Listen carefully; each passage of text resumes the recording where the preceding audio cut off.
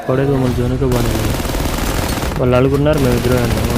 Full squad మేము ఇద్దరు జోన్కి వెళ్దామంటే ఫుల్ ఫైర్ అనమాట.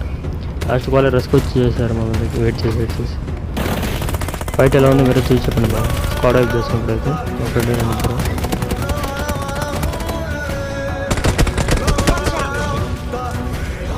ఇప్పుడైతే ఎన్ని కూడా మోలే చేస్తాను కానీ అయితే నా మీద పడలేదు. ఇప్పుడు నా టైం, నేను మోలే చేస్తాను కరెక్ట్గా ఎగ్జాక్ట్గా వాళ్ళ లొకేషన్లో పోయి పడుతుంది.